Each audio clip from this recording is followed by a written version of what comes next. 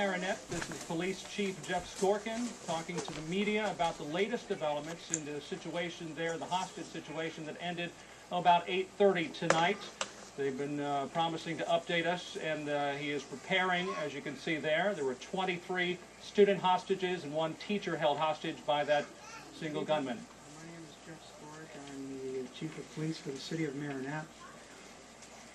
Just as a recap, this afternoon at 3:48, the emergency dispatch center received a call from the Marinette School District High School principal reporting that a student acting alone was in a classroom and was holding 23 students hostage, and a female teacher was also in the room. The law enforcement was notified. Area police officers, sheriff's deputies, deputies from the state of Michigan, Wisconsin State Patrol, the DNR, a number of jurisdictions, as well as Wisconsin Emergency Management, all had a part in responding to the scene. Officers were able to set up a perimeter and identified that there was a male student who was in a room with a handgun and was refusing to release the children. Attempts were made to speak with that child.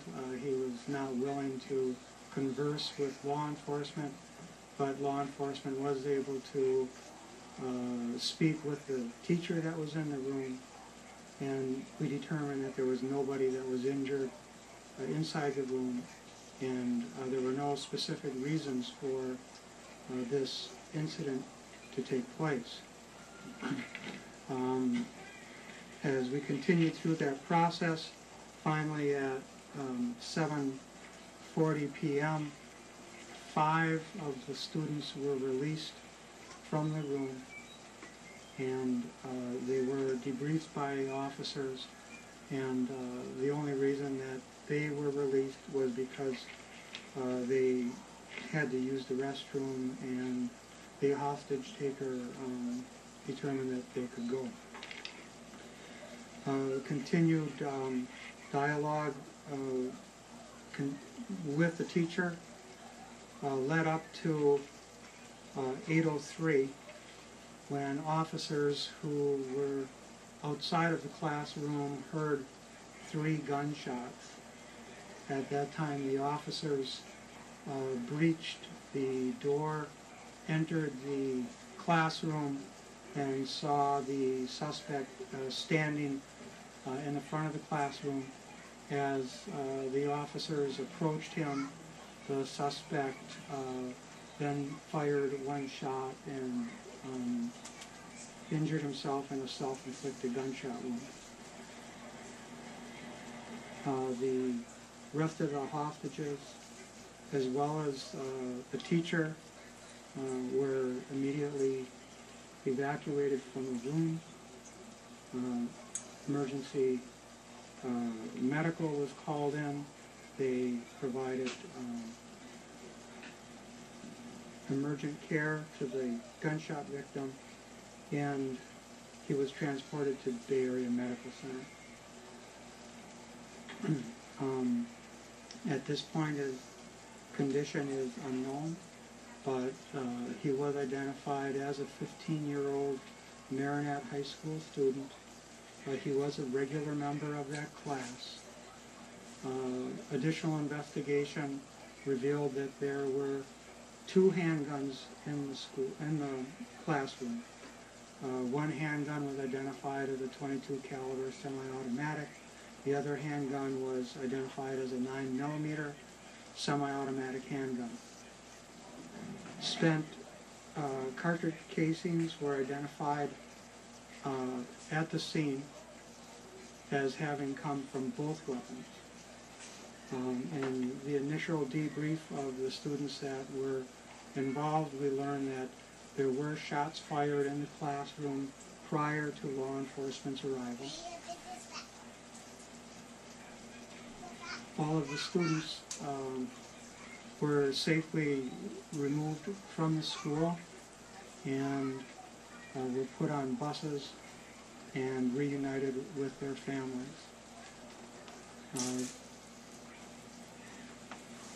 The family of the victim has been notified of the incident, and to the best of my knowledge, they're with their son now. The victim or suspect? I'm sorry, well, victim suspect. There's only one person injured. So, yes. Where was the gunshot wound? I don't have specific information about that. Now, you've seen shots have been fired before law enforcement officers arrived. Shots, I mean, prior to those 3 when they first got there? Correct. Where were they fired? Fired into a wall? Fired into what? We're not really sure. There is a crime scene process that's taking place that we will be answering those questions. Do you know whose guns they were? I do not. Have investigators gained any insight into why this incident occurred in the first place? What motivated the shooter? We don't have that information. We hope to get some more of that information after more of the students are debriefed. They may be able to give us some insight.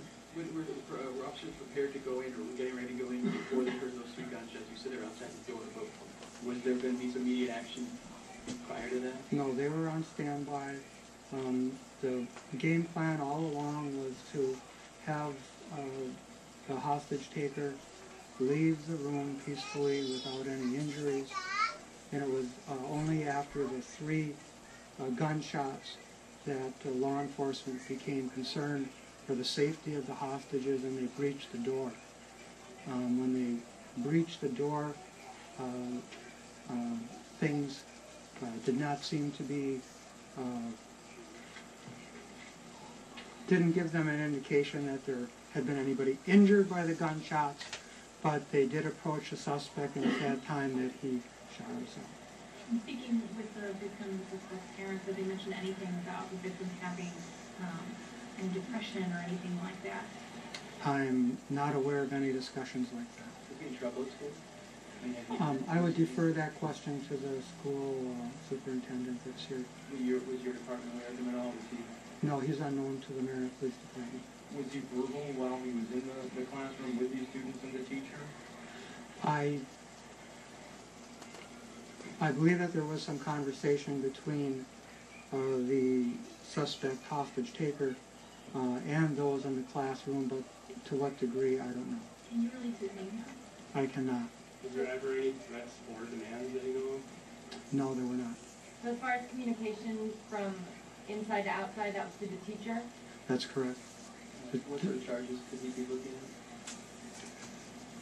I'm sorry, I have to review this entire case with the Marion County District Attorney.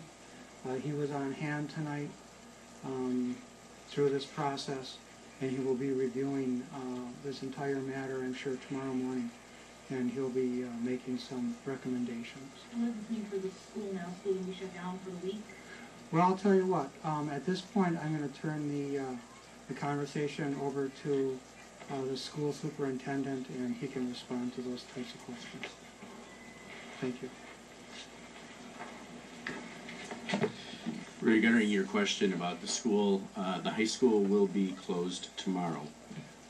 We too will need to regroup and assess the situation, find out more as this investigation continues. Any idea on when the school will be open next, or what's the next plan for the school? We do not have that determination as of yet. The principal called 911 at roughly 3:48. How long prior to that was he or any other administrators aware that something was going on in that classroom?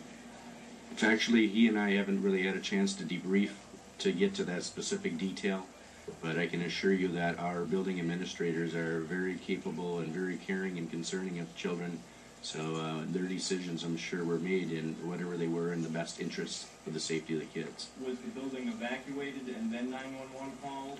911 called and then evacuated? Again, I have to talk to him, but the evacuation I was actually involved in, and I can tell you that that happened right around that very similar timing in terms of the call in. Do you know when it was released the name of this student, the suspect? I do not know at this point in time. Besides the day off tomorrow for the high school students, what's going to be next for the high school students? Are they going to need some assistance? Is the school district going to provide that, not just this week, in the months ahead, years ahead? Certainly. There will be some grief support resources, and we are working on that as far as the logistics behind it. But that's something that our students, our staff, anybody that has been impacted by this is certainly welcome to use those resources once they are in place. Have you had any communication with the teacher and how she's dealing with all this? I have not personally, but the little bit that I did get to speak with our building principal, she seems to be doing quite fine, and she was I should just say she was told, that she did a great job considering the circumstances that she was in. Now, were any students present in the classroom when the gunman injured himself? My understanding is yes. All 18? I believe so. You mentioned before that there was some sort of emergency plan that you'd gone over last year. To your knowledge, was that followed pretty much by the way it was practiced? The active shooter practicing that we went through last fall, yes. In fact, one of the law enforcement officials said, really we saw some of the work that was done last year come to fruition in the actual practice, not a practice, excuse me, but the actual event, the incident that occurred. So did that make a difference? I would think so, but it's hard to have conjecture at this point.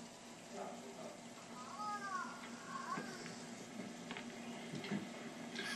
Thank you very much. Thank you very much.